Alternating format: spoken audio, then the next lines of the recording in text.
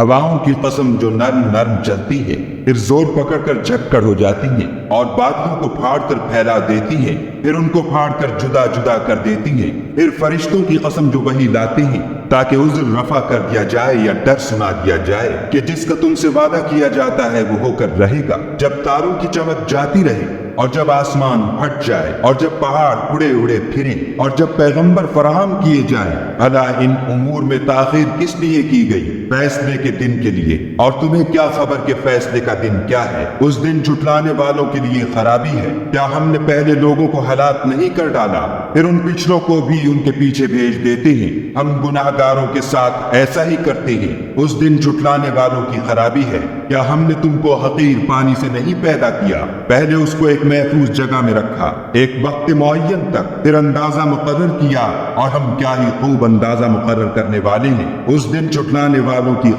آسمان اور رات کے وقت آنے والے کی قسم، اور تم کو کیا معلوم کہ رات کے وقت آنے والا کیا ہے؟ وہ تارا ہے چمکنے والا کہ کوئی متنفس نہیں جس پر نگہبان مقرر نہیں۔ تو انسان کو دیکھنا چاہیے کہ وہ کاہے سے پیدا ہوا ہے۔ وہ اچھلتے ہوئے پانی سے پیدا ہوا ہے جو پیٹھ اور سینے کے بیچ میں سے نکلتا ہے۔ بے شک خدا اس کے اعادے یعنی پھر پیدا کرنے پر قادر ہے۔ جس دن دلوں کے بھید جانچے جائیں گے تو انسان کی کچھ پیش نہ چل سکے گی اور نہ کوئی اس کا مددگار ہوگا۔ آسمان کی قسم جو مہ برساتا ہے، اور زمین کی قسم جو پھٹ جاتی ہے، کہ یہ کلام حق کو باطل سے جدا کرنے والا ہے اور بیہودہ بات نہیں۔ یہ لوگ تو اپنی تدبیروں میں لگ رہے ہیں اور ہم اپنی تدبیر کر رہے ہیں، تو تم کافروں کو مہلت دو، بس چند روز ہی مہلت دو۔ اللہم صل علی محمد وعلی آل محمد كما صلیت علی ابراہیم وعلی آل ابراہیم انک حمید مجید۔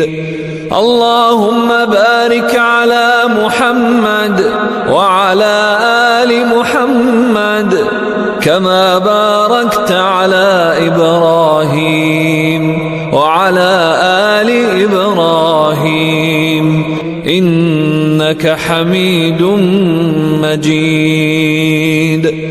انجیر کی قسم اور زیتون کی اور طور سینین کی اور اس امن والے شہر کی کہ ہم نے انسان کو بہت اچھی صورت میں پیدا کیا ہے، پھر رفتہ رفتہ اس کی حالت کو بدل کر پست سے پست کر دیا۔ مگر جو لوگ ایمان لائے اور نیک عمل کرتے رہے ان کے لیے بے انتہا اجر ہے۔ پھر تو جزا کے دن کو کیوں جھٹلاتا ہے؟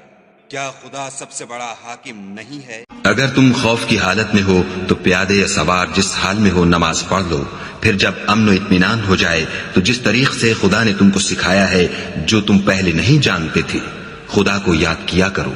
جو لوگ اپنا مال رات اور دن اور پوشیدہ اور ظاہر راہ خدا میں خرچ کرتے رہتے ہیں، ان کا صلہ پروردگار کے پاس ہے، اور ان کو قیامت کے دن نہ کسی طرح کا خوف ہوگا اور نہ غم۔